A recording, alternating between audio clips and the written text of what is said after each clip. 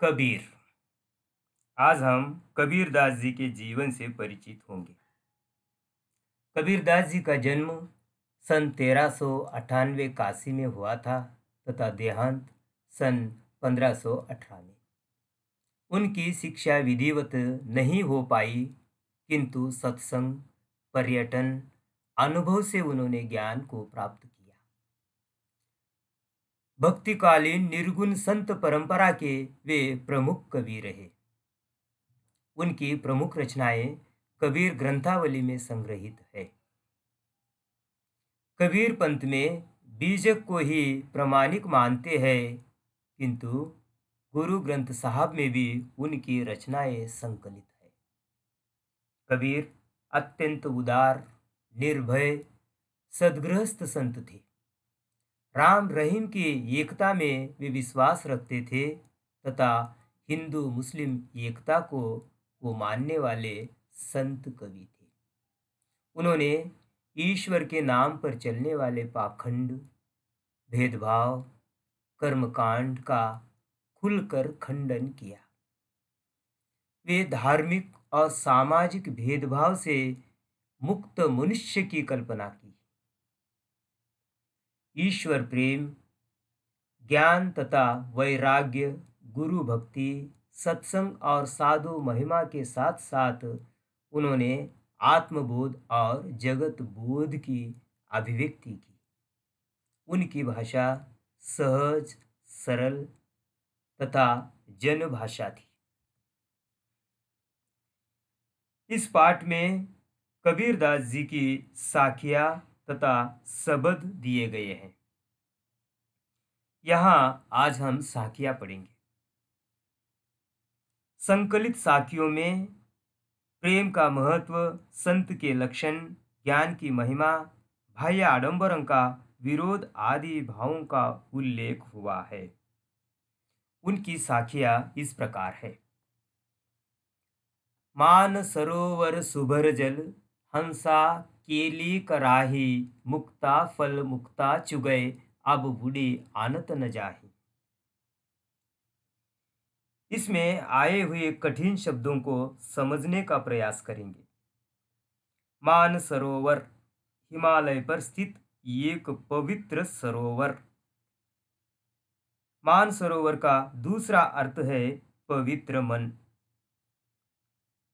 सुभर, सुभर का एक अर्थ होता है अच्छी तरह भरा हुआ, दूसरा अर्थ पवित्र जल है।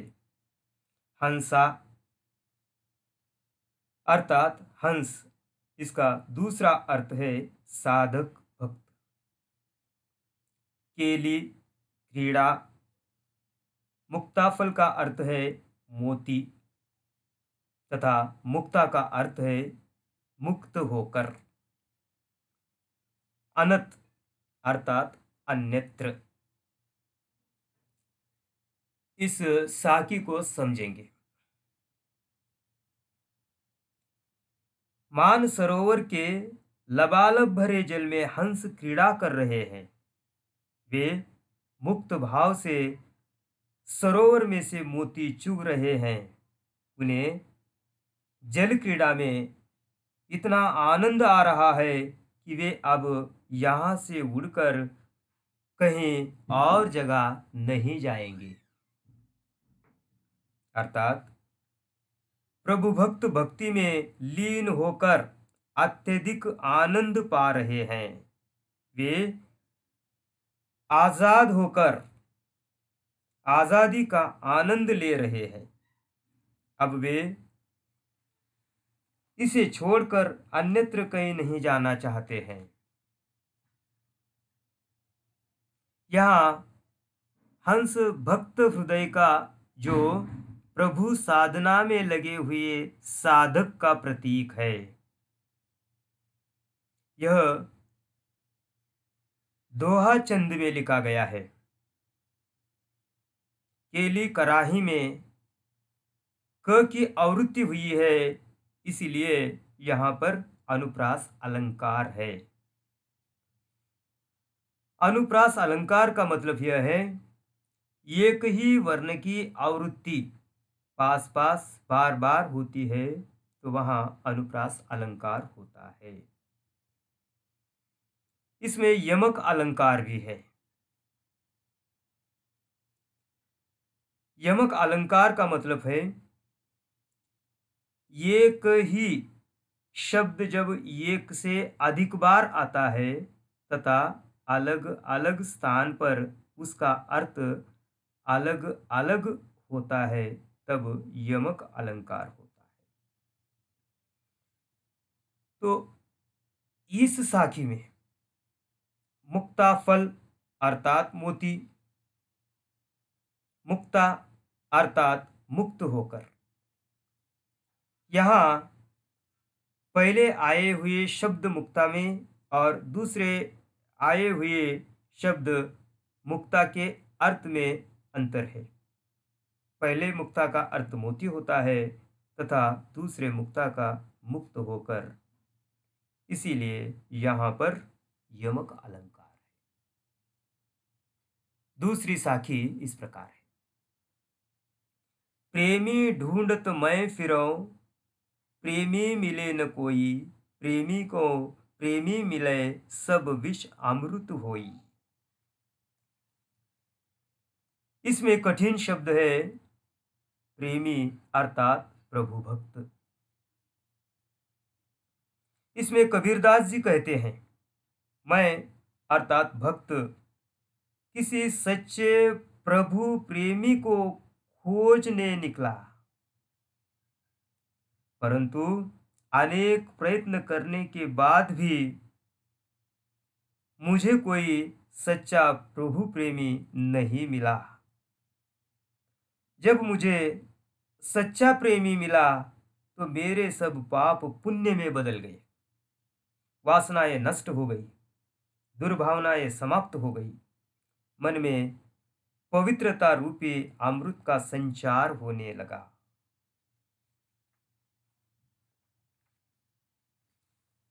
यहाँ विष हमारी वासनाओं, दुर्भावनाओं और पापों का प्रतीक है तथा अमृत भक्ति, मुक्ति, आनंद, पुण्य और सद्भावना का प्रतीक है। यहाँ दो प्रेमियों के मिलन से सब पाप नष्ट हो जाते हैं और पुण्य का उदय होता है। मन के मैल नष्ट हो जाते हैं और सद्भावनाएं जागृत हो जाती है। संबोधन शैली का प्रभावी ढंग से यहाँ प्रयोग हुआ है, इस कारण इसमें सजीवता आ गई है। कबीरदास जी की तीसरी साखी इस प्रकार है। हस्ती चढ़िए ज्ञान को सहज दुलीचा डारी, स्वान रूप संसार है भूकन दे झक मारी। इसके कठिन शब्द है हस्ती अर्थात हाथी, सहज अर्थात स्वाभाविक, दुलीचा का अर्थ होता है कालीन, छोटा आसन, डारी का अर्थ है डालकर, स्वान अर्थात कुत्ता, झक मारना यह एक मुहावरा है और इसका अर्थ होता है मजबूर होना।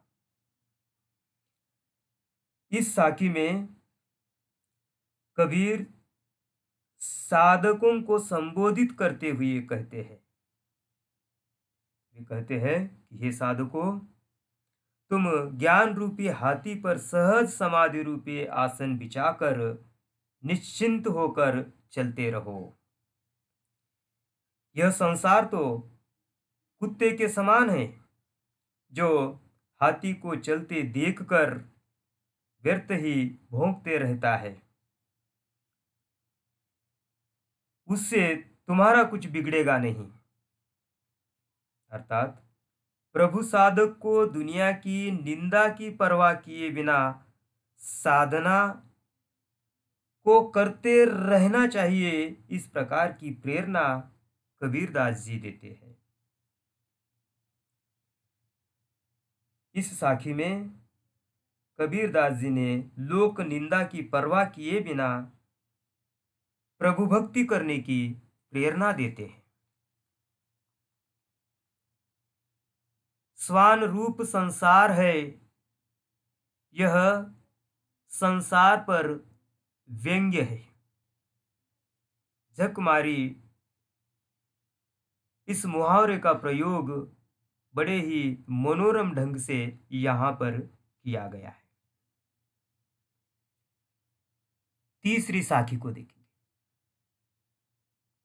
पका पकी के कारण सब जग रहा भुलान, निरपक होई के हरि भजय, सोई संत सुजान। इसके कठिन शब्द है पखा पकी, अर्थात पक्ष विपक्ष, कारणे अर्थात कारण, जग का अर्थ होता है संसार, भुलान अर्थात भूला हुआ, निरपक्ष निष्पक्ष, सोई अर्थात वही, सुजान यानी ज्ञानी। इसमें कबीरदास जी कहते हैं, आज सारा संसार पक्ष विपक्ष में पड़ गया है। लोग तर्क वितर्क के चक्कर में ईश्वर को ही भूल गए हैं। कबीरदास जी आगे कहते हैं कि सच्चा संत तो वही है जो निष्पक्ष होकर ईश्वर का भजन करता है, किसी पक्ष के चक्कर में नहीं पड़ता। यहाँ कबीरदास जी कहते हैं कि सच्चा संत वही है जो सभी वैर विरोधों और संघर्षों से हटकर ईश्वर का भजन करते रहता है। हरि भजन के लिए समर्थन विरोध की भावना से ऊपर उठना आवश्यक हो जाता है।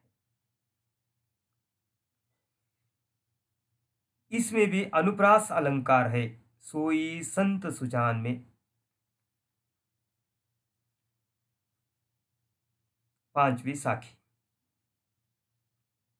हिंदू मुआ राम कही, मुसलमान खुदाई, कहे कबीर सो जीवता, जो दूही के निकट न जाई। इसके कठिन शब्द है मुआ अर्थात मरा हुआ, खुदाई खुदा को, जीवता जीवित रहता है, दूहु अर्थात दोनों।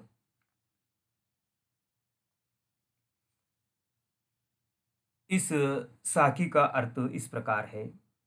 इसमें कबीरदास जी कहते हैं,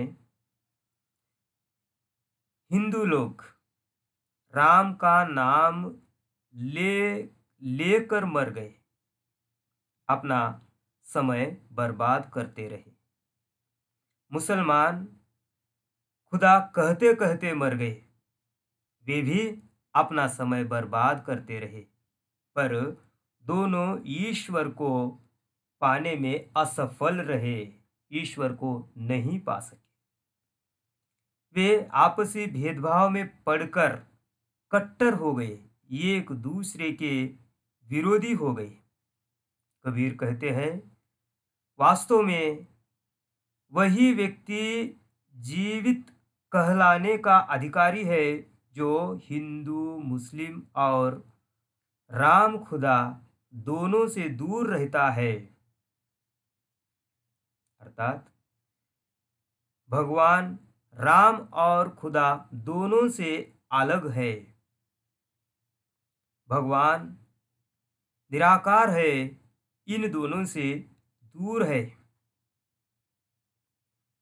कबीरदास जी ने हिंदू और मुसलमान दोनों को मृत इसलिए कहा है क्योंकि वे आपसी भेदभाव में पड़कर सच्चे ईश्वर को भूल बैठे हैं। कबीरदास जी हिंदू मुसलमान के भेदभाव से परे रहने वाला उदार मनुष्य चाहते हैं। कहे कबीर में अनुप्रास अलंकार है। छठी साखी। काबा फिरी काशी भया, राम ही भया रहीम, मोटा चून मैदा भया, बैठी कबीरा जी। इसके कठिन शब्द है। काबा मुसलमानों का पवित्र स्थल, काशी हिंदुओं का पवित्र तीर्थ स्थान, भया हो गया, मोट अर्थात मोटा, चून यानी आटा, जीम अर्थात भोजन कर। इसमें कबीरदास जी कहते हैं, जब मैं हिंदू मुसलमान के भेदभाव से ऊपर उठकर निष्पक्ष हो गया तो मेरे लिए मुसलमानों का पवित्र तीर्थ स्थान हिंदुओं के पवित्र तीर्थ स्थान काशी के समान हो गया और राम का नाम रहीम के समान पवित्र हो गया। जिसे मैं मोटा आटा समझकर अखाद्य समझता था, खाने योग्य नहीं है इस प्रकार समझता था, वही मेरे लिए बारीक मैदा हो गया और मैं उसे बैठकर आराम से खा रहा हूँ। अर्थात धार्मिक भेदभाव के नष्ट होने पर मेरे मन में हिंदू मुसलमान और राम रहीम के नाम पर बसी दुर्भावनाएं अपने आप दूर हो गई। मैं धार्मिक भेदभावों से परे आनंदित जीवन बिताने लगा। यहाँ कबीरदास जी धार्मिक कट्टरता नष्ट होते ही राम और रहीम में अंतर न रहा इस बात के ऊपर बल देते हैं। वे दोनों एक ही ईश्वर के रूप मानते हैं। विभिन्न धर्मों की खटकने वाली बातों को मोटा चून कहा है, अपनाने वाली अच्छी बातों को उन्होंने मैदा कहा है। धार्मिक कट्टरता समाप्त होने पर एक धर्म की बात दूसरे धर्म के लोगों को भी अच्छी लगने लगेगी, इस प्रकार कबीरदास जी का कहना था। इस दोहे में कबीर ने हिंदू मुसलमान या अन्य किसी भी धार्मिक भेदभाव से दूर रहने की प्रेरणा देते हैं। यहाँ काबा, काशी, राम, रहीम, मोटा चून, मैदा प्रतीकों के रूप में प्रयुक्त हुए हैं तथा काबा और रहीम मुसलमानों के प्रतीक है, काशी और राम हिंदुओं के प्रतीक है, मोटा चून बुराइयों का प्रतीक है और मैदा खाद्य पदार्थ का प्रतीक है।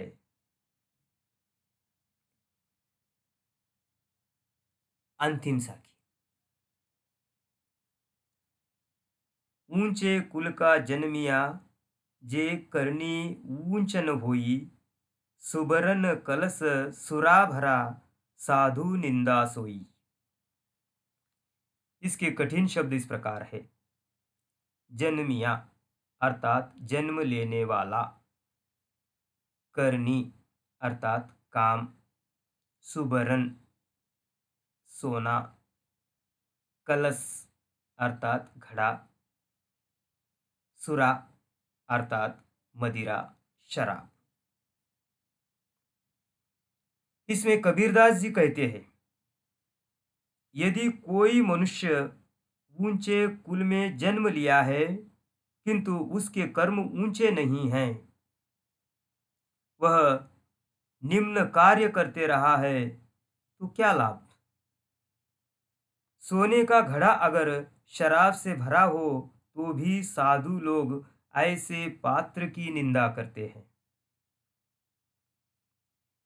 अर्थात मनुष्य कर्म से महान बनता है, जन्म से नहीं।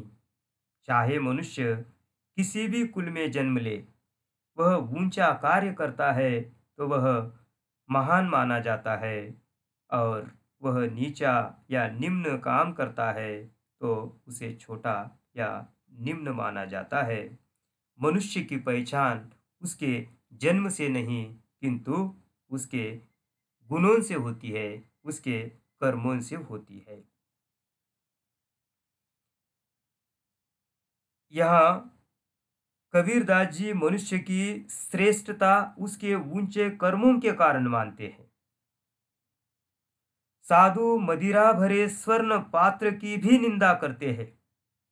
वे बुराइयों में लगे मनुष्य की निंदा करते हैं, चाहे वह मनुष्य कितने ही बड़े कुल का हो। सोने का कलश तब बुरा कहलाता है यदि उसमें शराब भी भरी हो।